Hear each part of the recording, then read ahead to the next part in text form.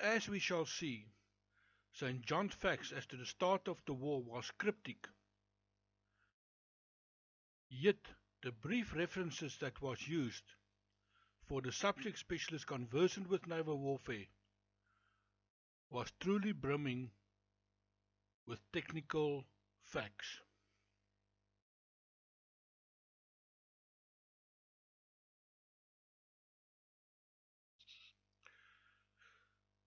Without the prior deciphering of Revelations 4 and Revelations 10, it would have been difficult, if not near impossible, to place Revelations 15 verse 1 in context.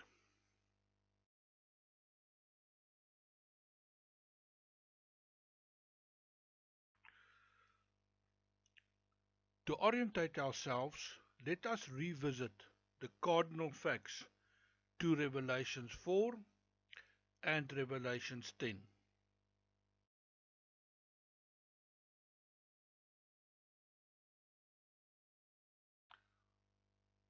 We shall recall that Revelations 4 verse 3 stated, "And he that sat was to look upon like a jasper and a sardine stone, and there was a rainbow round about the throne, in sight like unto emerald."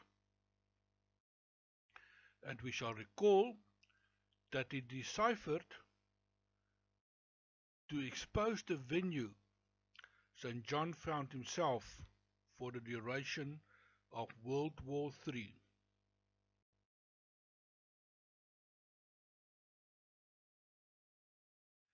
The first step in the Trinity key was obviously to establish the domain.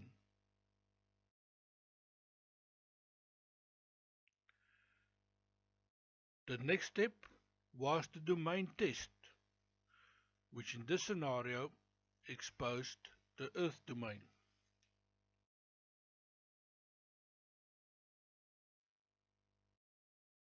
And as we shall recall, the prophecy was set in the Earth domain.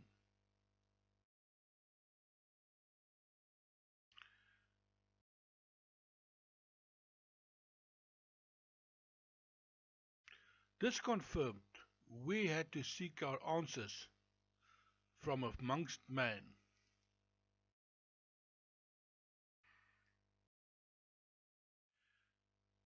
Next, and the third step in the Trinity key, was to extrapolate the cardinal features from the verse.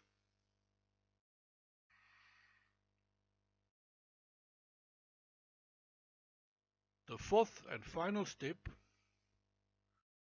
was to link the cardinal features into a coherent prophetic message.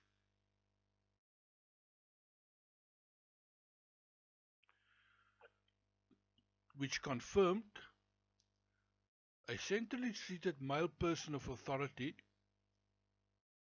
was bathed in the hue or reflective light of surrounding computer displays while studying a green-colored screen display fitted to a grey-colored computer housing.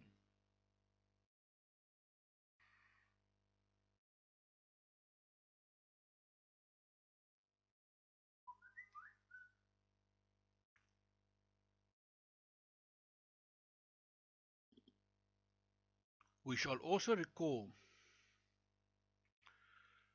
that Revelations 4 verse 3 was the start to a series of prophecies whereby St. John systematically confirmed his presence for the duration of World War III to be on board a US Navy amphibious assault carrier.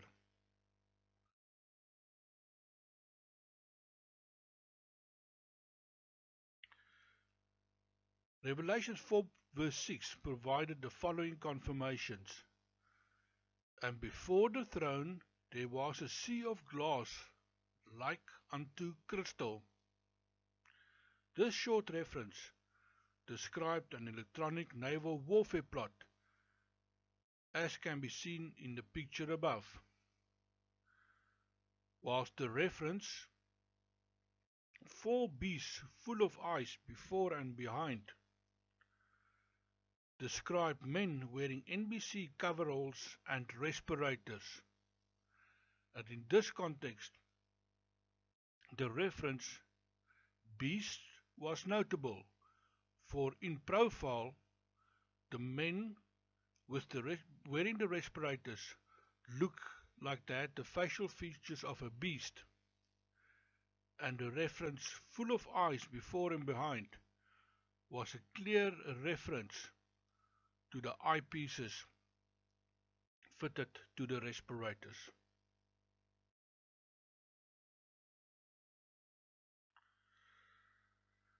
As astounding as it may seem, St. John's facts are underscored by modern naval warfare technologies and practices, as can be seen in Revelation 4 verse 4, which states, "And round about the throne were 24 seats. Upon the seats I saw 24 elders sitting, clothed in white raiment, and they had on their heads crowns of gold."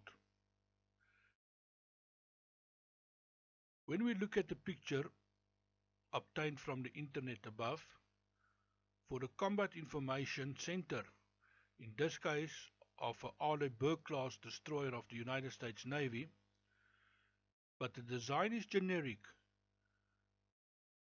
and the features thereof is generic to the naval warfare domain, we see that St. John could only have described Combat Information Center.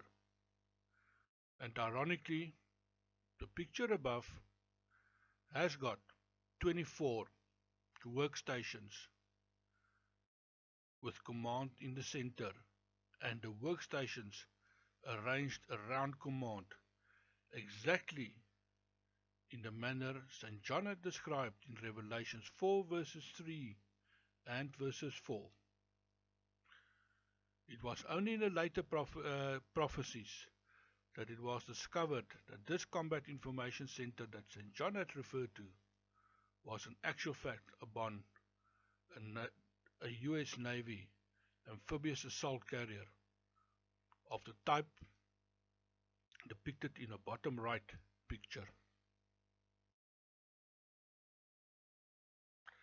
It is for this reason that I respectfully submit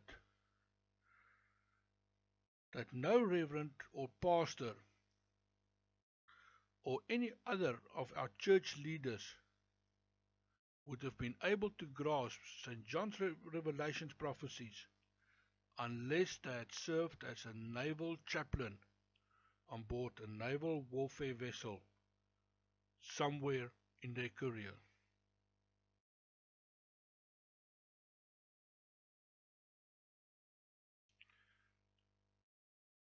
If we go to Revelation 10 verse 1, we find further support for the amphibious assault carrier. Note St. John's statement, "And I saw another mighty angel come down from heaven, clothed in a cloud, and a rainbow was on his head, and his face was as it were the sun, and his feet as pillars of fire." Once again, this verse is brimming with naval warfare facts and support details to the venue St. John found himself.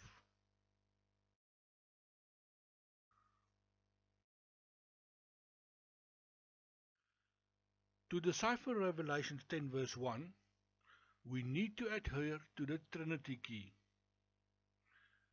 And step 1 to the Trinity key required of us to first establish the domain to the prophecy. When we applied the domain test, it confirmed the prophecy was set in the earth domain.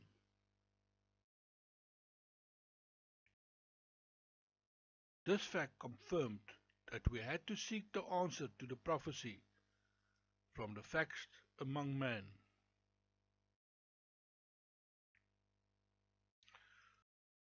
Once again, the prophetic text described a three-dimensional maneuver of an airborne vehicle, as can be seen in the picture to the upper right.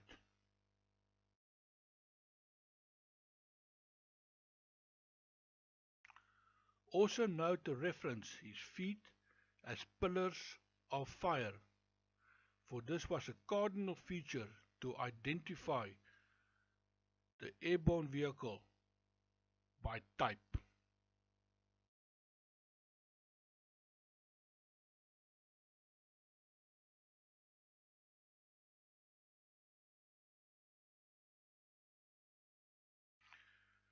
Whilst the facts may have been enigmatic to start with, it was the grasp of the three-dimensional movement that provided the breakthrough. It was then a case of matching the facts to the relevant warfare system that he had observed.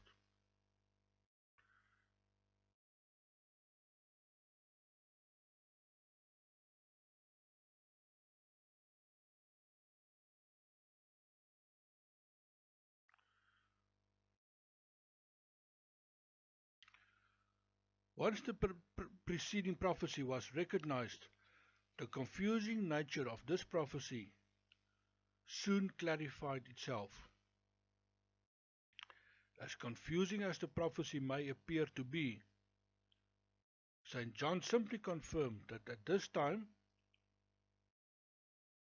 the canopy of the Harrier II was still closed over the pilot's head, and the water from the preceding prophecy's cloud thereon, now in the sunlight, reflected the colors of the rainbow.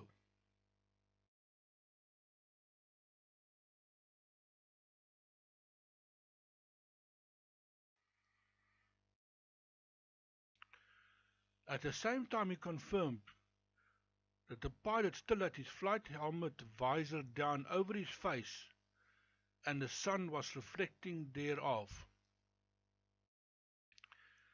Embedded in these facts was an interesting confirmation of subject specialist knowledge.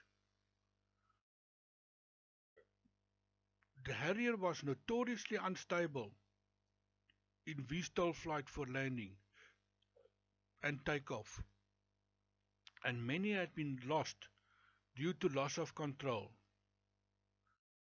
There are many examples on YouTube video of the Harrier and VTOL flight and exactly how quickly loss of control do occur. The pilot then had only one option: eject or get killed as the aircraft crashed to the ground. A loss of control occurred in fractions of a second and nearly always fatal. There was no opportunity for the pilot to first jettison the canopy. In this case, he will eject through the perspex canopy, as the soft patch in the photograph above the pilot's head is partially visible. A closed face visor during VTOL flight and during the ejection shall save him from serious facial injury from the shattering perspex canopy pieces.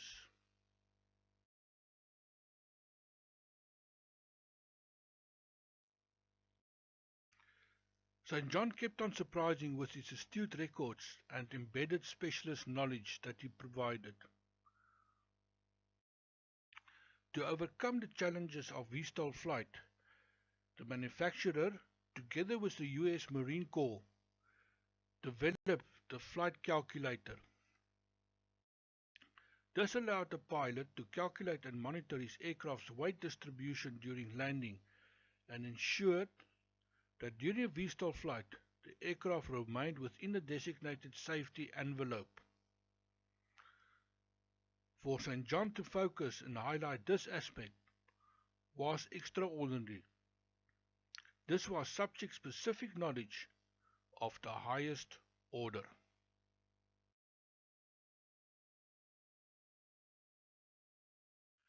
Finally, he provided a very blatant and in-your-face confirmation as to the amphibious discipline that these pilots and aircraft adhered to.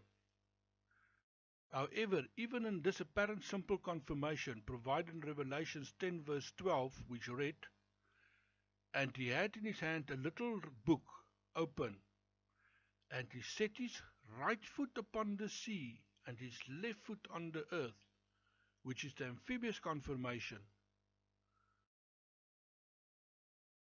was a symbolic message embedded. Observe the location of the feet of the pilot. His right foot was on the sea, and the left was on the land. The right-hand side of the body is considered the more powerful and better developed. This message configured an embedded image of projecting power from the sea to the land. That was the military role and function of the United States Marine Corps, to which these pilots belong. St. John's facts are 100% correct.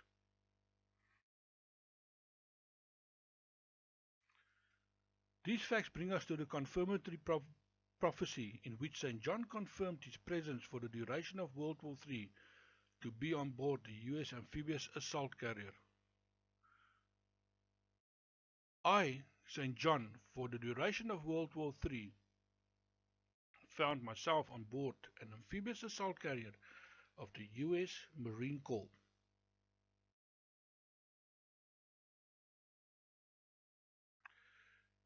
As can be seen with St. John's venue prophecy, many of the prophecies required subject specialist knowledge to fully decipher and extrapolate the embedded information. The war prophecy following was no different. To establish a limited frame of reference prior to starting the deciphering, what do we already know? From Revelations 4 and Revelations 10, we have confirmed that St. John was on board the United States amphibious assault carrier. The how and the when and the why he was there, the prophecies neither state nor confirm.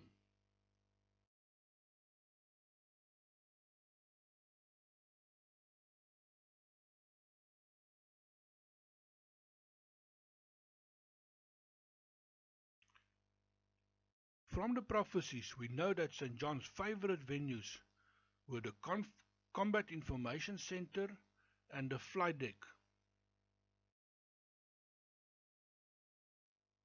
This confirmation as to his favorite venues on board the ship was crucial.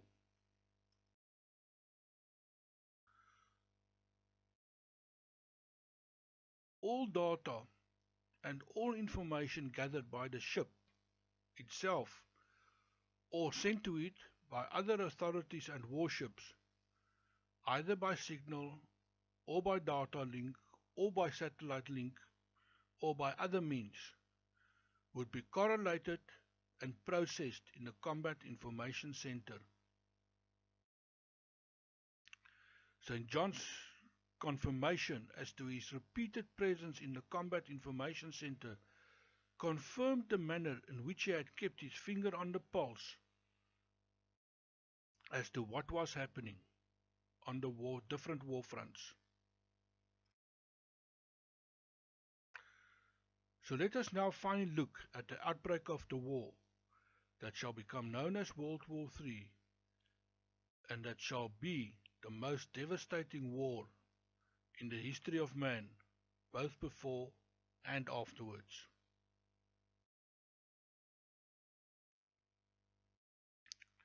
Revelations 14 verse 2 recorded the opening gambit to the war, and read as follows. And I heard a voice from heaven, as the voice of many waters, and as the voice of a great thunder. And I heard the voice of harpers, harping with their harps. Once again, we must first apply the Trinity key to establish the domain. The Trinity key confirmed that the prophecy was set in the earth domain.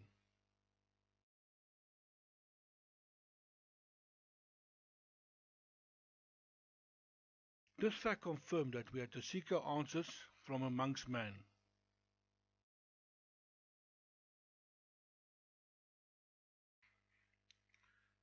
In this prophecy, St. John had utilized audio cues to pass the information across the ages.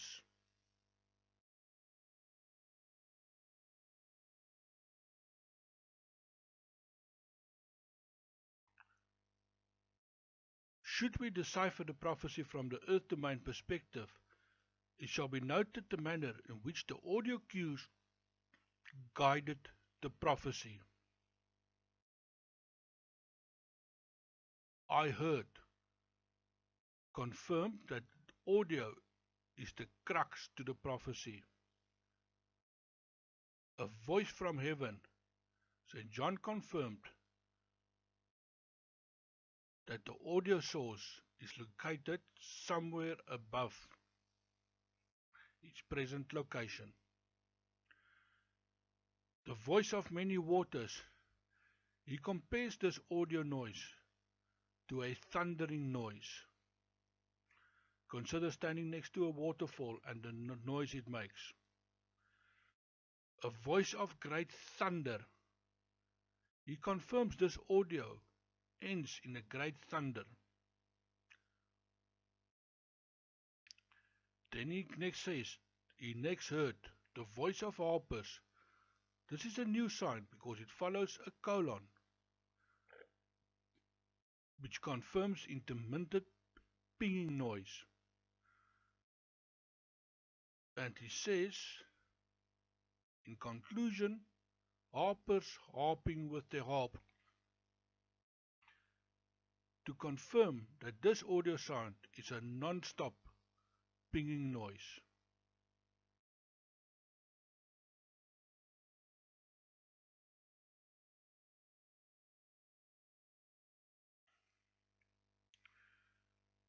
We can summarize these cues as follows. He's heard a loud noise overhead.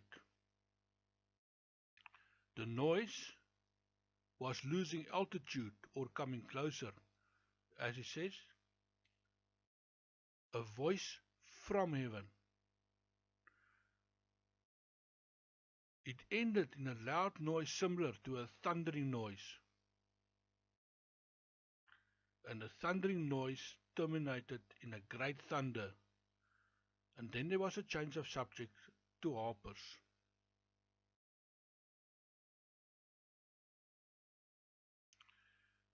For this prophecy, it was crucial to observe the chronological order of facts, because that explained nearly 80% of the information that St. John conveyed across the ages.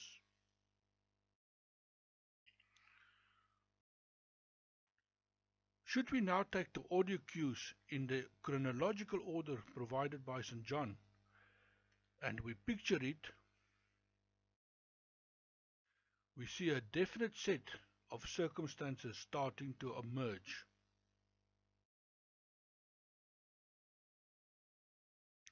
If we now take this very same prophecy and the same picture, and we fill in the missing piece,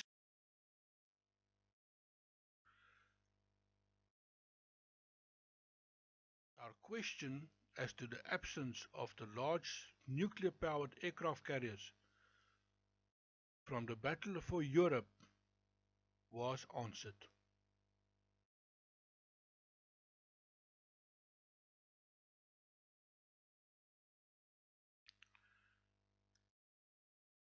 When the complete Revelations war prophecies was reviewed, there was not a single mention of the large nuclear-powered aircraft carriers of the US Navy.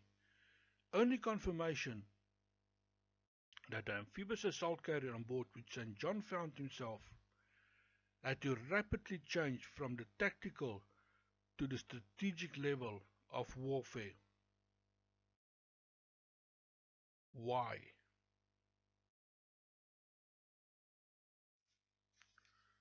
There could be only one reason.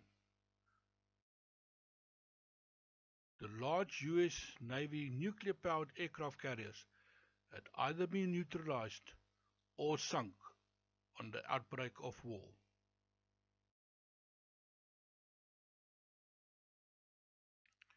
Revelations 14 verse 2 provided the confirmation and the method of attack by which these vessels will be neutralized.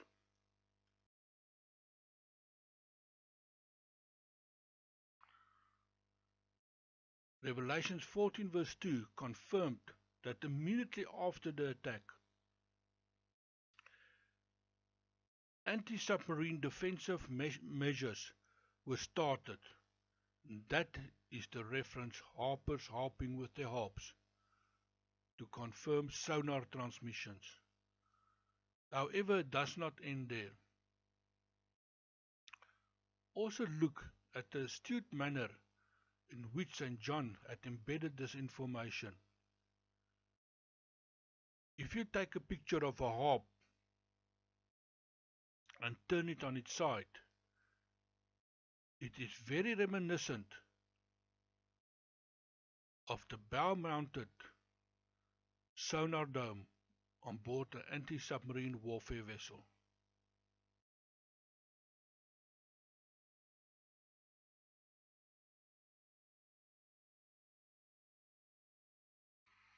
We finally now have the prophecy at our disposal. We see that the information that St. John provided confirmed that on the outbreak of war, a Russian submarine shall attack the large US Navy aircraft carrier with a nuclear-armed anti-ship missile or missiles and either neutralize it or sink them.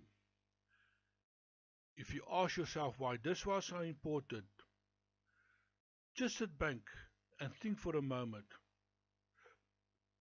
For the expense of one missile, Russia would destroy 100 first-line combat aircraft, destroy a prestigious naval strategic asset, and even more important, kill, maim, and or wound large numbers of highly experienced pilots, other aircrew, and aircraft support personnel. I'm not even talking about the ship's crew of that aircraft carrier. It was not a warfare commodity that you could replace overnight. To build and fit out an aircraft carrier takes years. Russia in December 2017 was going to achieve where Japan in December 1941 had failed. We can now summarize St. John's work into this prophecy. The United States Navy's nuclear-powered aircraft carriers sailing in the European waters will be attacked by Russian submarines and neutralized and or sunk on the outbreak of war by submarine-launched anti-ship missiles.